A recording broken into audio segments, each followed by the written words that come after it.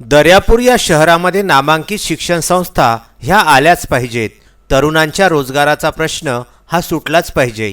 गावागावातील रस्ते चकाचक व खड्डेविरहित हे झालेच पाहिजेत। खेडोपाड्यात वैद्यकीय सुविधा पोचल्याच पाहिजेत आणि यासाठी आपण कटिबद्ध आहोत असे प्रतिपादन जिजाई प्रतिष्ठानच्या संस्थापक अध्यक्षा ज्येष्ठ नगरसेविका सीमा सावळे यांनी केले। विरोधकांनी वैयक्तिक भाष्य करण्याऐवजी विकास कामांवरती बोलावे असे जाहीर आवाहनही त्यांनी दिले। जिजाई प्रतिष्ठानच्या भरारी पुरस्कार वितरण सोहळ्यामध्ये त्या बोलत होत्या।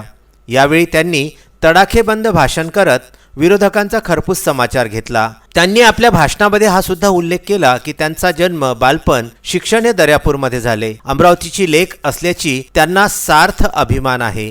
गरिबीची जाण असल्यामुळे त्यांना गोरगरिबांचा कळवळा आहे।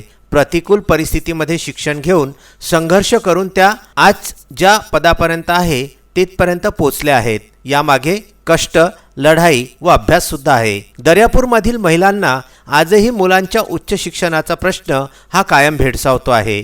इंजिनिअरिंग, पॉलिटेक्निकच्या नामांकित शिक्षण संस्था ह्या दर्यापूरमध्ये नाहीत।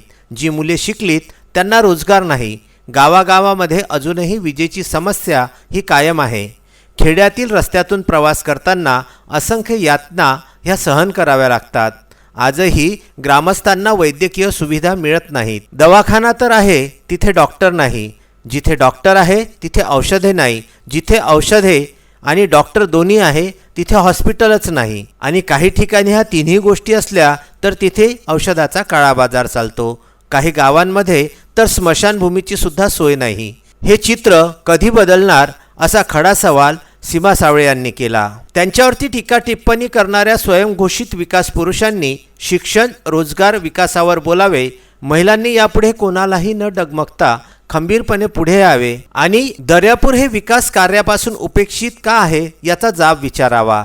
जिजाई प्रतिष्ठान महिलांच्या पाठीशी खंबीरपणे उभी आहे। दर्यापूरचा चेहरा मोहरा बदलण्याचे काम आपल्या सर्वांना मिळून करायचे आहे आणि त्यासाठी जिजाई प्रतिष्ठान वचनबद्ध आहे अशी हमी सुद्धा सीमा सावळे यांनी यावेळी दिली। भर पावसामध्ये खचाखच भरलेले मैदान, महिलांचा तुफान प्रतिसाद, घोषणा, शिट्ट्या आणि टाळ्यांनी दणाणून गेलेला परिसर असे उत्साही आणि जोशपूर्ण वातावरण दर्यापूरकर वासियांनी पहिल्यांदाच अनुभवले।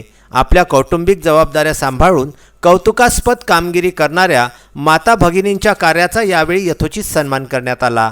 या आनंददायी सोहळ्यामध्ये सत्कार स्वीकारताना कर्तृत्ववान महिलांचे डोळे हे पाणावलेले दिसत होते। दर्यापूर येथून VCN करिता अमोल कंठाळे व अमरावती येथून VCN न्यूजचा हा खास वृत्तांत।